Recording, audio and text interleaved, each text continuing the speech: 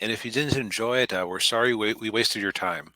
We would Yes. hate to be Time Bandits. Yes. So, Daniel, I think this was your suggestion. It was kind of on my mind because I kept hearing that they're remaking this thing, uh, but I realized I knew nothing about it aside from it being an 80s movie that was named Time Bandits. yeah, and the only thing I knew about it was that it was a Terry Gilliam movie. Um, and I think it was one of the first his first movies, not or one of his first non Monty Python movies. Which, if you've seen any of his uh, non Monty Python movies, like 12 Monkeys, which is another time travel movie, Brazil. Brazil. Trying to think of. But yeah, he has a very unique style, very kind of surrealist It, uh, view it, form of storytelling. Yeah, yeah, this was basically the kind of thought process that would go into his weird Gillimation stop motion things from the Monty Python's Flying Circus show yeah, in movie form. right, yeah, yeah. So, and it is more, I will say, more family friendly than uh, some of his other movies. Um, There's still a few bits where I would go older kids only, but yeah, yeah, because there's a little bit of the Monty Python humor in there, obviously, because it's Gilliam, and it was also co-written by with Michael Palin. Gilliam and Michael Palin wrote it.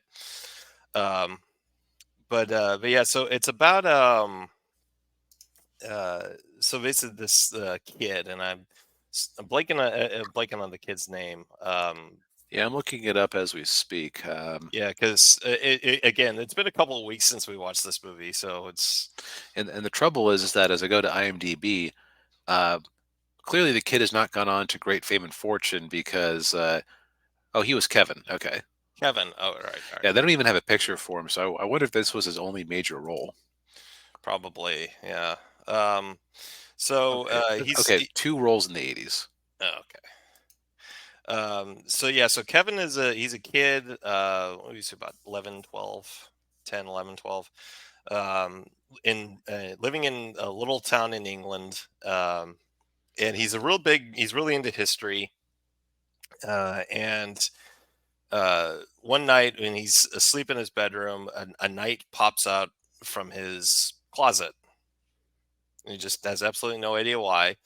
And then the next night, he's waiting in his bedroom, wondering if the same thing will happen. It's not a knight; it's a group of little people. Uh, Right. Each one dressed like they're from a different era. Like there's one who looks like a pirate, one who looks like a Civil War soldier, one who looks like a Mongol conqueror. yeah, yeah. And one of the little people, little person actors, is Kenny Baker, who played R2D2. Um, You know, it was nice that they had so many roles for little people actors in the 80s when you really think about it. It was like a golden age. Yeah, it was. Yeah, between like this movie, Willow, Return of the Jedi. All Uh, the Ewok spin-off stuff. yeah. Um, but yeah, so they find out the kid find they basically abduct the kid, or Yes, and they abduct Kevin, and because they're running from was it the Supreme Being? basically God. Yeah, basically God. I Yeah, don't think they ever actually say the word God, but they dance around it. yeah, yeah. And because they stole a map, and the map is basically just like it shows like different like points in history and time where you could like go through and go to another part in time point in time. So they fall through this one part, and then they end up in Italy and during the Napoleonic Wars, and they meet Napoleon, who's played by Ian Holm, who he was the android in Alien, and he was Bilbo Baggins in the Lord of the Rings trilogy. And Kevin finds out that that the little people are basically they're thieves. Right. Their big plan is to go around all these points in time and steal stuff. Right. They're also almost like fallen angels because they were there to help the supreme being create the world. And their joke was that they got to make plants. They made one plant, a 400-foot tall pink thing that smelled like garbage, I think was Yeah, the yeah, idea of it. And that idea was put on the kibosh, and they were demoted. So yeah, they decided, screw it. We're just going to steal a bunch of treasure and go retire somewhere and be happy. yeah. And I would say the first two acts of the movie are is basically kind of like Bill and Ted, where they're just going to all these points in history and meeting all these historical figures. They meet Robin Hood, who's played by John Cleese. Funny little bit in there. Yeah, Yep. That was probably the most Monty Python of the whole movie, aside from maybe the bit where they ran into the ogre. That also felt very Monty Python. yeah, yeah, Uh, the Napoleon scene might have gone on a bit too long. Though hmm there's that phenomena where you know comedy rule of three, but then if you keep going and driving a joke into the ground, the fact that you're driving the joke into the ground eventually becomes funny again.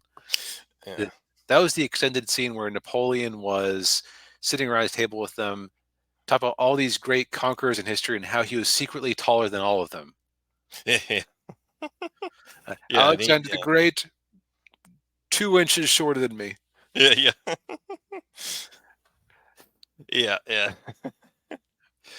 Yeah, and then he just passes out drunk. Yeah. So, and as they go, they do steal some stuff. Mhm. Meanwhile, the evil genius, played by David Warner. David Warner, who fans of Batman the Animated Series will recognize as the voice of Ra's al Ghul. Yes. Yeah. He had a very prolific character actor career. Yeah. He was in a lot of stuff. Uh, and his goal is to get this map because it will let him retake the world. And the creator, all this life is pointless. I don't think that the supreme being has considered the ramifications of the silicon chip. Yeah. Yeah. Yeah. We got to use computers and yeah and Yeah. So he eventually manages to trick the heroes into coming in and delivering him the map. yeah. And I want to take a moment to talk a little bit about Kevin and his backstory because uh, one of the things I thought was interesting is that when they introduce it, it's very clear that it's not quite the present. Like it was made in the 80s, but they have technology on TV that would be clearly impossible. So Hmm. could have been, their version of 1995 or 2023 or, just any year you like in the Yeah. future. Yeah. Like they had technology that could cook a whole meal from, was it from pellets? I remember it was like very quickly meal turnaround. Yeah. Yeah. It was something like that. Yeah. Yeah. Yeah. It was like a nuke your food kind of thing. Yeah. And Kevin's parents were very checked out. Oh, the only thing the dad ever wanted to do with him was to make sure he was going to bed on time. Yeah, right. Yeah. And there he is reading his book about the ancient Greeks and being so excited, and dad just does not care. Yeah. So Yeah. so Yeah. Kevin later on gets to meet King Agamemnon, played by Yeah. Sean Connery, Right. Yeah. and he gets adopted, and he's so happy until the Time Bandits show up and screw it all up for him. Right. Yeah. Yeah. Yeah. One of the things I liked was with Evil with David Warner, where there's like a partner where he says, "I actually feel good." Oh, I'm sorry, sir. It'll pass. Yeah, there's a lot of very fun moments, and those him and his minions might have had the best parts of the movie. Yeah. Yeah, Yeah. definitely had that biggest climax at the end where they're trying to take the map back. Yeah, they kind of go all out for that one. And Yeah, yeah, I'd love to know what the budget of this movie was, because it was probably, it might have been it was definitely more lavish than any of the Monty Python ones I can think of. yeah. Let's Especially see. Holy Grail, which was made for like what, 10,000 quid on a weekend or something. Yeah, yeah, something. Yeah, very very small amount of money. Let's see. It had a $12 million budget. Okay, yeah, I'd believe that. Yeah. Um, I I feel like this movie should not be remade, and I think I'm going to avoid talking about the ending specifically because I think it is worth a watch. Mm, Definitely not for people who don't have a bent towards the surreal, yeah, yeah. or for people who I would say this movie's version of Napoleon is probably about as historically accurate as the version of Napoleon from the movie Napoleon from last year. Oh yeah. Yeah, yeah. I don't know if I liked it as much as you did. I mean, I like I said, I thought the first two acts were really good because it kind of had that, like I said, had that kind of like Bill and Ted feel to it. Um, but for me, like as soon as they get to where the bad guys are, it kind of like I was kind of losing a little interest in it because it just seemed to be a little. I don't know. I kind of have a hard time explaining it. It kind of It definitely is a little bit longer than its premise, maybe. yeah, yeah. And It, and while like the last fight scene is kind of cool, it the ending is, weird. yeah, Yeah, you could call it a Deus Ex Machina, except they yeah, did kind of establish it in advance. So yeah. either way, like I wouldn't say it's my favorite movie, but it is interesting, Yeah. and it's definitely creative. Which and I Eh, can't say I've ever seen a movie quite like it.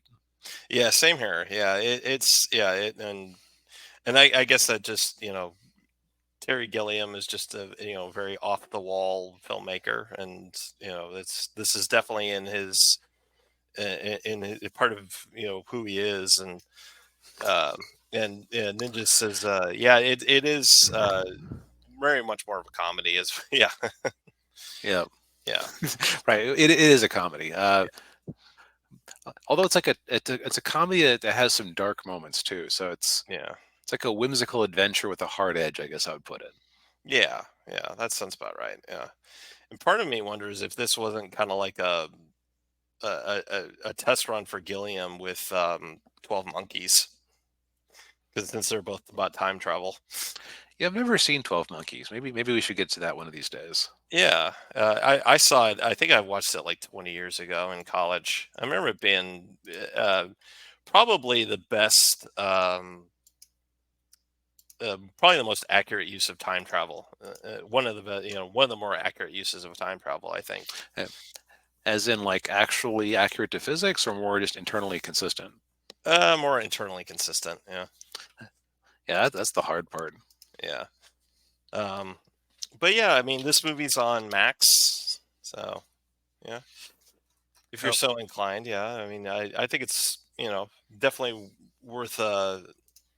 Even though I didn't like it as much as DB, I mean, I still think it's worth a watch.